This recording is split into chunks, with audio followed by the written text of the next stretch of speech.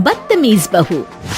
सभ्यता से भरपूर शास्त्री परिवार की इकलौती बेटी मोहिनी को बचपन में ही पढ़ाई के लिए विदेश भेज देते हैं, जहां से वो सालों बाद ग्रेजुएशन पूरी करके इंडिया वापस आती है, जो अब संस्कार, सभ्यता, संस्कृति जैसी चीजों से कोसों दूर होती है। एक सुबह मोहिनी शॉर्ट ड्रेस पहने, कानों में हेडफोन लगाए जोर जोर से इंग्लिश गाने गाती हुई घर में घूम रही होती है। सुबह सुबह भगवान का नाम लेते हैं, राक्षसों की तरह चिल्लाते नहीं। पॉप्स, आपको अच्छे गाने की बिल्कुल समझ नहीं है, so take a chill pill.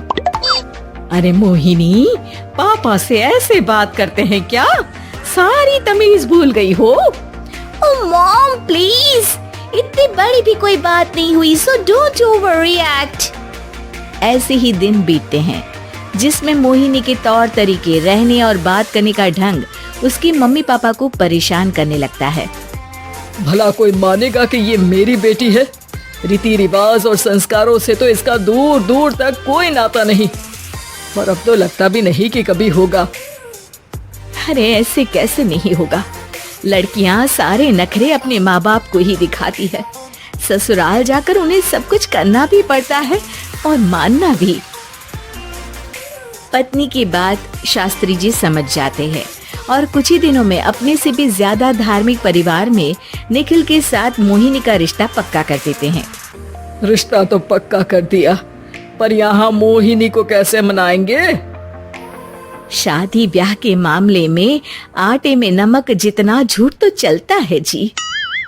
इसी तरह एक के बाद एक तिकड़म लगाते हुए दोनों मिलकर मोहिनी को शादी के लिए तैयार कर लेते हैं और मोहिनी निखिल की शादी हो जाती है, जिसके अगले दिन से ही मोहिनी दोबारा अपने पूरे अवतार में शॉर्ट ड्रेस पहनकर घर में घूमने लगती है। बहू को ऐसे देख सास की आंखें फटी की फटी रह जाती हैं।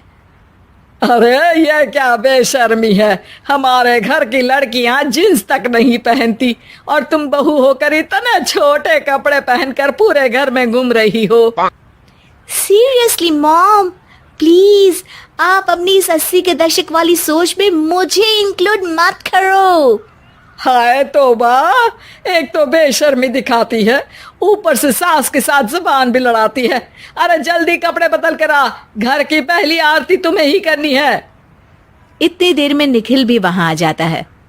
माँ, पापा आने वाले हैं, पूजा का सारा सामान तैयार है ना?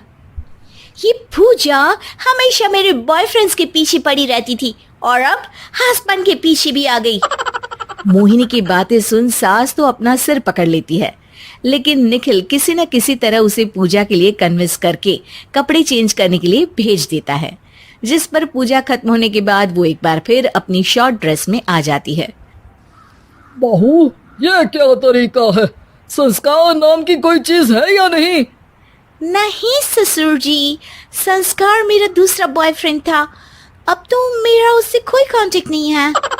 मोहिनी का जवाब सुन के ससुर तो भगवान नाम जपते वहां से चले जाते हैं, लेकिन सास बहू के बीच कहासुनी फिर शुरू हो जाती है, जिसे इग्नोर करते हुए मोहिनी घर से बाहर चली जाती है और देर रात घर वापस आती है। मोहिनी, मैं जानता हूँ कि तुम विदेश में रही हो और तुम्हें वहीं की आदत है, पर यहाँ चीजें कुछ अलग है। अगर तुम उस हिसाब से कुछ एडजस्ट कर लो तो सबके लिए सही हो जाएगा। I am not in a lecture mood. Good night. अगली सुबह मोहिनी देर से उठकर एक बार फिर उसी तरह सबके सामने आती है, जिस पर उसके सास कुछ बोले उससे पहले ही मोहिनी की दोस्त मोनिका और रेचल वहां आ जाती हैं। Oh hi darling, how are you? OMG, we missed you so much. I missed you too darling. Ram Ram, इन्होंने तो तुमसे भी छोटे कपड़े पहने हैं। अरे तुम लोगों के अंदर कोई शर्म लिहाज बाकी भी है या सब बेच खाई? मोहिनी, तुम्हारी मेड कुछ ज्यादा नहीं बोलती? इस पर मोहिनी की दोस्त उसकी सास का मजाक बनाने लगती है, जिसे सुन निखिल उन्हें जवाब देते हुए कड़वे शब्द सुना देता है और वो सुन के वो दोनों तो मुंह बनाए वहां से चली जाती है, लेकिन गुस्से से लाल मोहिनी वहीं खड़ी निखिल को घूरती रहती है। घूर क्या रही हो?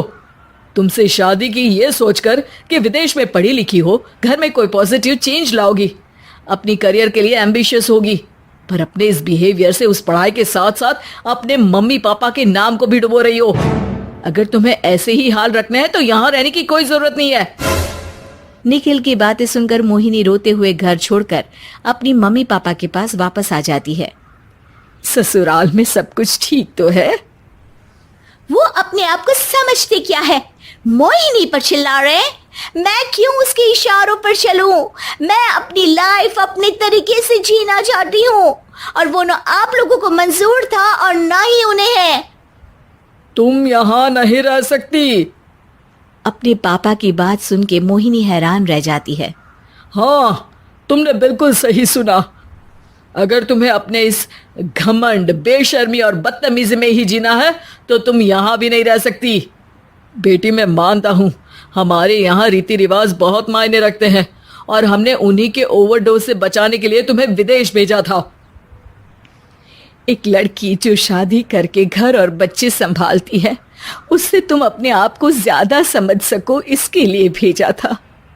तुम उससे ज्यादा समझो और बनो, पर तुम तो किसी दूसरी ही ट्रेन में चढ़ गई बेटा।